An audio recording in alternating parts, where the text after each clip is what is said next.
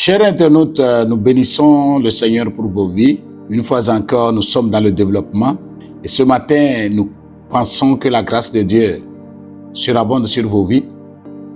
Partout où vous êtes et vous nous suivez, la paix et la grâce de Dieu se reposent sur vous. Nous prions Dieu avant de commencer ce jour. Merveilleux Père, nous voulons bénir ton nom pour la grâce que tu nous donnes. Tu permets à un internaute de nous suivre et permets qu'à la fin de ce numéro, une décision soit prise pour qu'il se lance irrésolublement vers le développement pour la gloire de ton nom. Sois avec nous tous. Continue de nous garder, de nous bénir pour la gloire de ton nom, au nom de Jésus. Amen. Nous allons lire la parole de Dieu dans Actes, le chapitre 2, versets 44 et 45. Acte 2, 44 et 45. Tous ceux qui croyaient étaient dans le même lieu et ils avaient tout en commun. Ils vendirent leurs propriétés et leurs biens et ils en partageaient le produit entre tous selon le besoin de chacun. Amen. Encore une fois, développement. Et le thème que nous donnons à ces deux versets, à ce texte, nous l'avons intitulé « Pas de développement sans unité ». Pas de développement sans unité. Nous savons que notre monde, surtout l'Afrique, souffre du développement. Plusieurs ONG se créent. Plusieurs programmes se forment, se conjuguent. Des plans des États, des plans de divers ministères s'organisent autour du développement. Plus les organisations se font, mais plus la situation devient de plus en plus inquiétante. Le gouffre ne cesse de s'élargir et l'on se pose la question de savoir à quand le décollage normal du développement. Et quand nous venons à l'église également, cela n'est pas aisé. L'église s'apparente à l'association des mendiants, à l'association des cas sociaux. L'église vraiment regorge un nombre pléthorique de pauvres, de mendiants, de cas sociaux. Nous continuons de fourmiller les centres de prière pour voir si on pourrait avoir une issue favorable à nos états de pauvreté. Pourquoi donc la pauvreté continue de gangréner notre société en général et l'Église en particulier? L'Afrique est-elle si pauvre comme telle? Est-ce qu'en réalité, l'Église est si pauvre comme nous le pensons?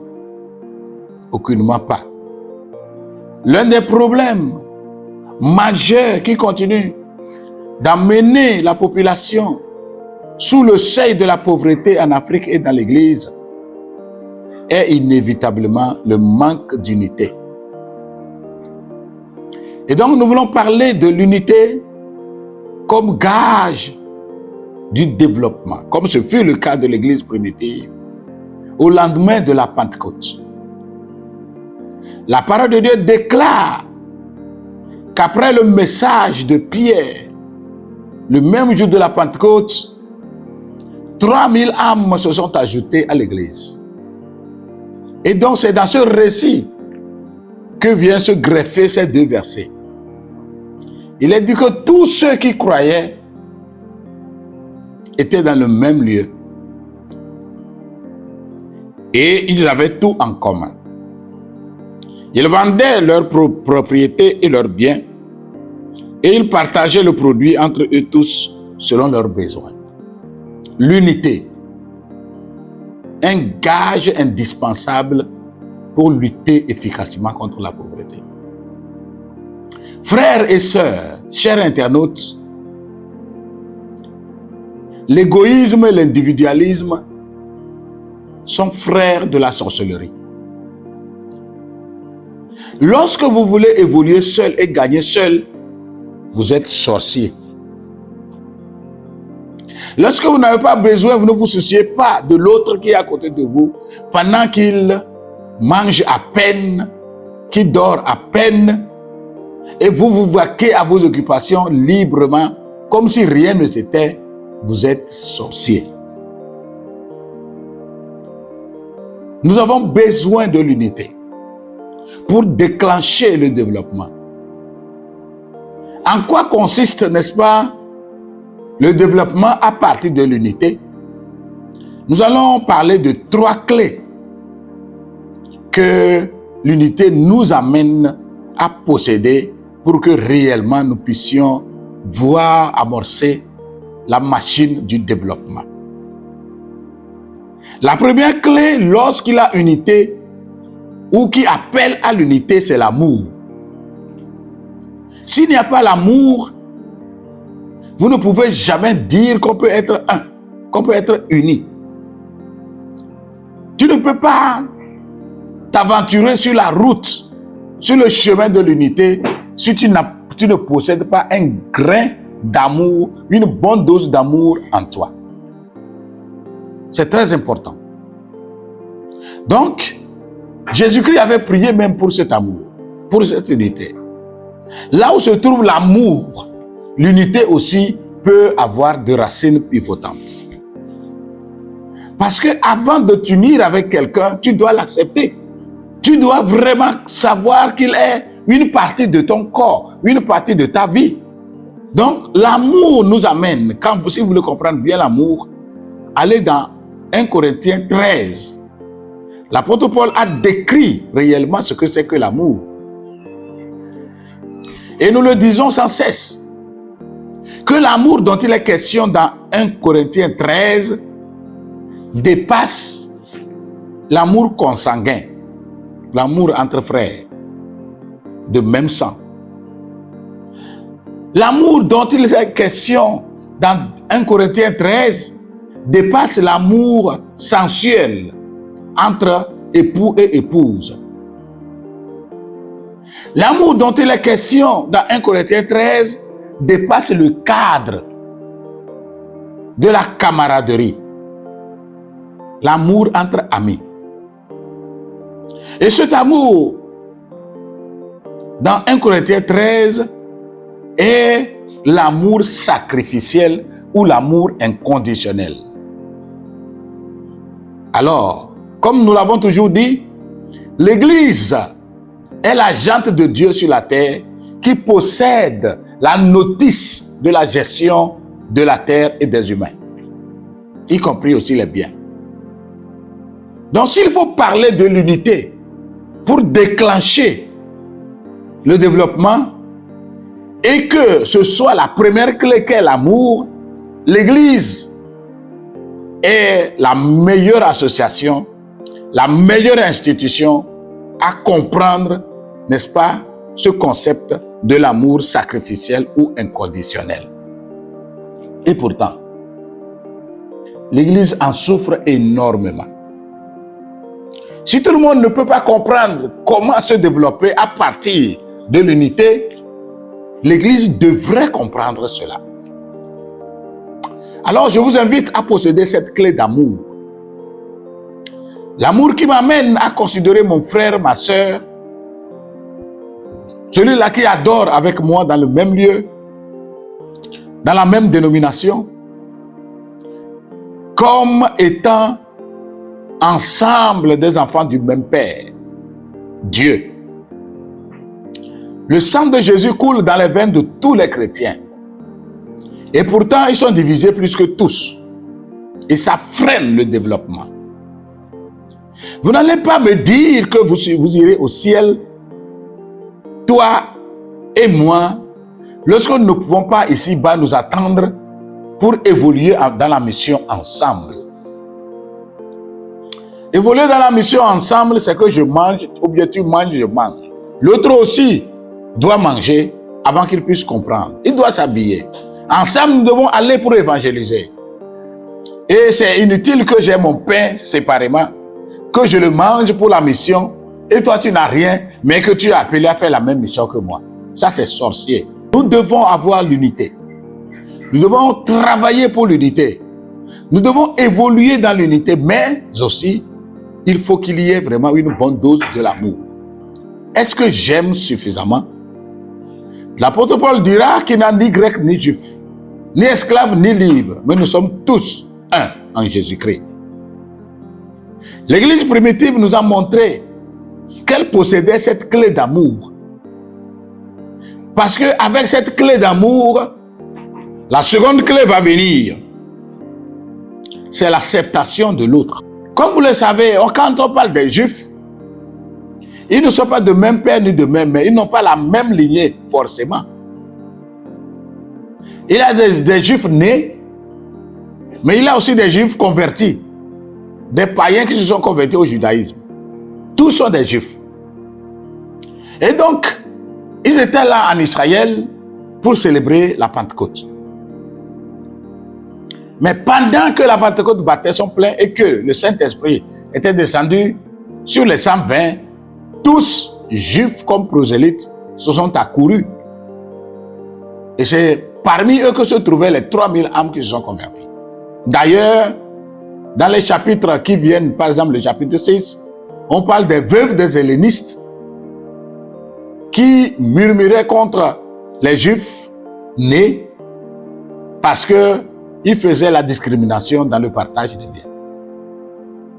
Et donc, vous comprenez donc que il avait dans un premier temps l'acceptation, que ce soit les juifs hellénistes, comme les juifs nés de la lignée d'Abraham, tous faisaient partie de ces juifs convertis, et donc qui s'acceptaient mutuellement. L'amour nous conduit vers l'acceptation de l'autre. L'amour m'amène à ne pas considérer celui-ci comme il est du nord, du sud, de l'est ou de l'ouest, le jaune ou le blanc, le noir et consort. Mais l'amour sacrificiel m'amène à considérer l'autre comme Christ me considère. Vous le savez bien que nous ne sommes pas de la même famille que Christ. Et pourtant, son sang coule dans nos veines. Parce qu'il est dit que quiconque croit sera sauvé. Et parce que nous avons cru, nous sommes sauvés. Donc si Christ a manifesté cet amour envers moi, et que je suis censé de le manifester envers l'autre, je dois l'accepter. Donc pour qu'on parle de l'unité, sans laquelle le développement n'est jamais assuré, la première clé c'est l'amour, et la deuxième clé c'est l'acceptation. Lorsqu'il a l'amour et l'acceptation, nous croyons que nous sommes sur de bonnes bases pour que le développement commence. C'est très important de noter ces deux clés d'abord, parce que la troisième viendra. Si donc j'ai de l'amour, et si donc j'accepte l'autre, il fait partie de ma famille, il fait partie de ma vie, il fait partie de mon sang, la troisième clé qui est le partage ne fera jamais défaut. Et aussi longtemps qu'il n'a pas partage, on n'a pas encore commencé le développement. La parole de Dieu dit que tous ceux qui avaient des biens les vendaient, tous ceux qui avaient des terrains les vendaient, et ils apportaient l'argent, et ils faisaient la rétribution selon que chacun en avait besoin. Vous savez que dans notre monde entier, ceux qui détiennent les moyens dépassent énormément ceux qui n'ont rien. Et pourtant, les moyens qu'ils détiennent, ils ne peuvent jamais les épulcher, les éponger, les terminer jusqu'à leur mort et jusqu'à la mort même de leur progéniture. Alors pourquoi en faire, n'est-ce pas, empiler ces richesses sans les avoir utilisées pour le bien de l'autre? Vous savez, quand on parle, n'est-ce pas, de l'interprétation de cette écriture, on parle, n'est-ce pas, de la manière dont nous pouvons comprendre la Bible. Il faut donc utiliser le terme théologique dénommé exégèse. Et quand on veut parler de l'exégèse, elle est bâtie sur 3 éléments fondamentaux. Le premier élément, c'est de comprendre le message originel. Le message qui a été prêché au destinataire immédiat. Et à travers les Saintes Écritures, nous voyons que l'Église primitive vivait dans la communauté des biens. C'est ça qui a amené la branche du communisme dans le temps et qui continue de faire, n'est-ce pas, son bonhomme de chemin dans certains pays.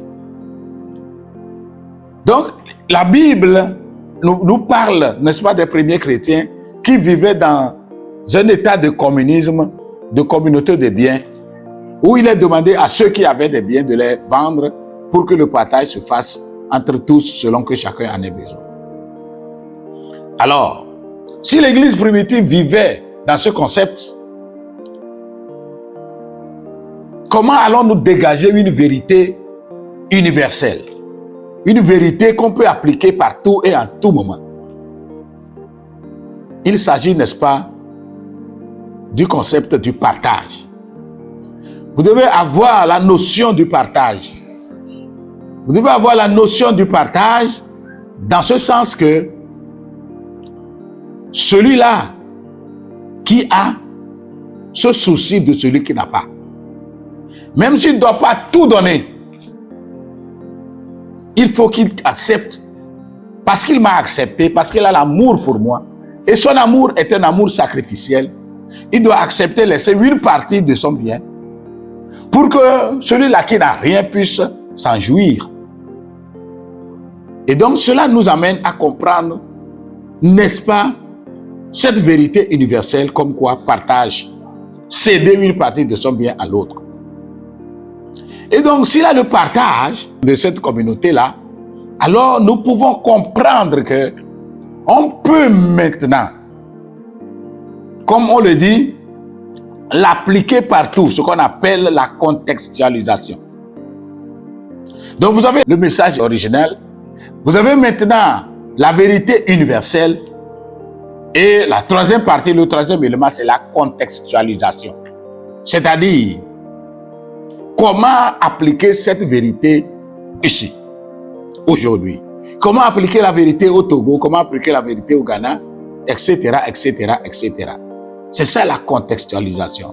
Et cette contextualisation varie d'une époque à une autre, d'un pays à un autre.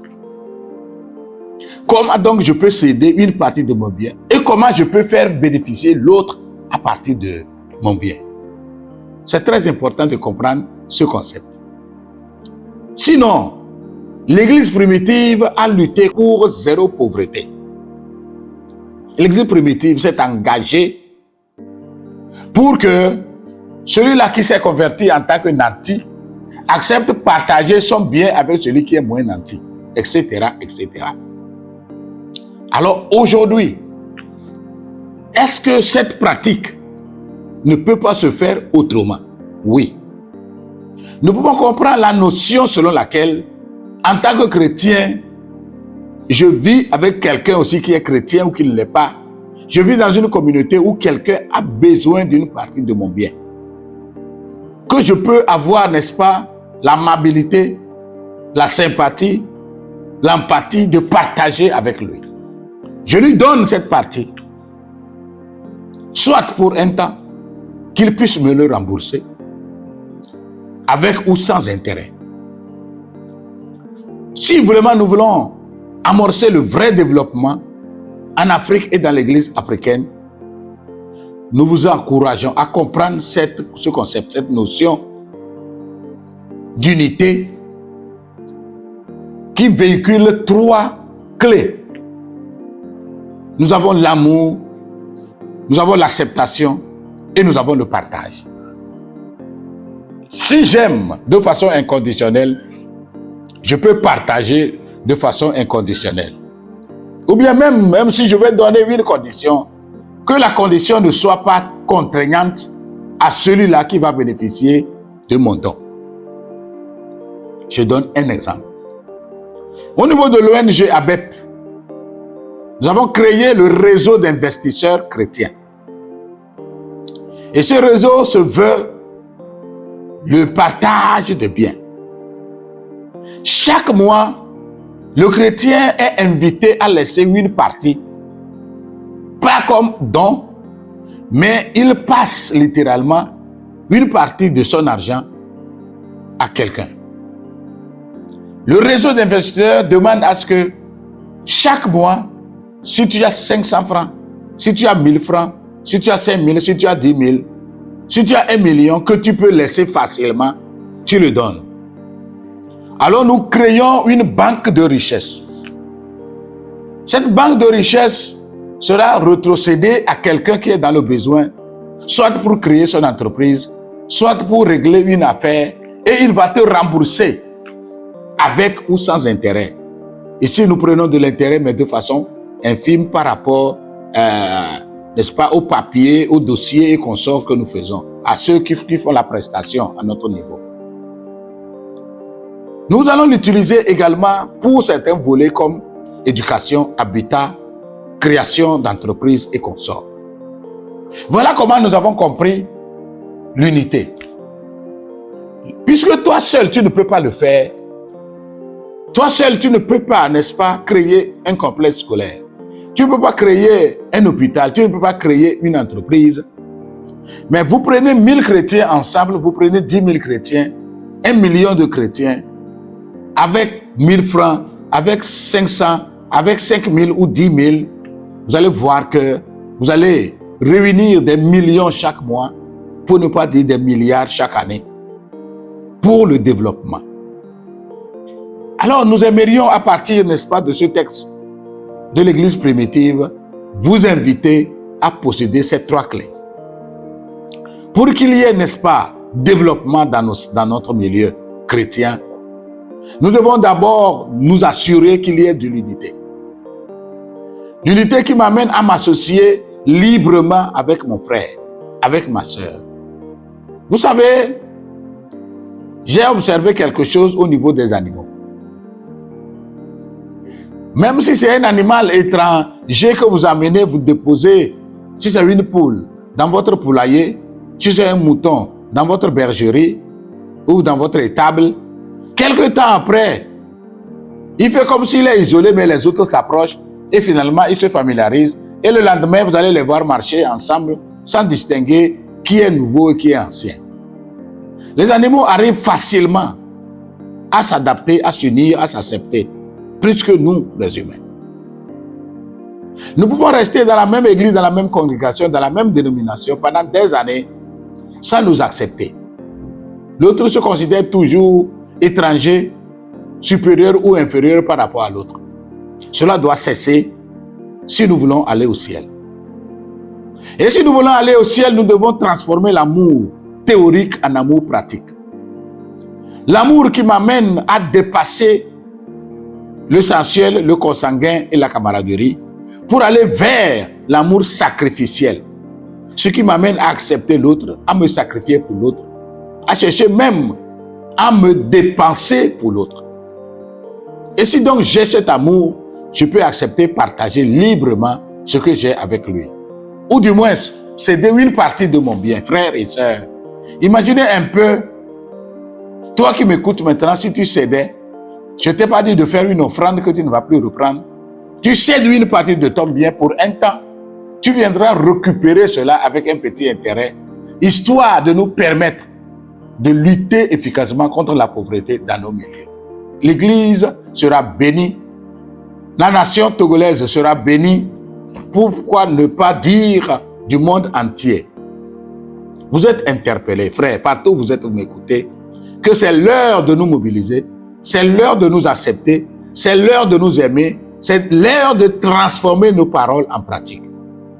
Nous sommes dans le développement et pour que ce développement ait sa place réellement, il nous faut l'unité qui véhicule 3 clés. L'amour, l'acceptation et le partage. Que Dieu vous bénisse. Je vais prier pour vous. Reçois la gloire et l'honneur, notre Père, notre Dieu. Merci. Parce que quelqu'un nous a écoutés et quelqu'un est prêt à s'engager pour lutter efficacement pour le développement. Nous bénissons ton nom, nous louons ton nom et nous demandons que ce message atteigne un grand nombre pour la gloire de ton nom. Au nom de Jésus. Amen. Continuez de vous abonner et continuez de partager nos numéros à d'autres personnes. Dieu vous bénisse. Shalom et à la prochaine.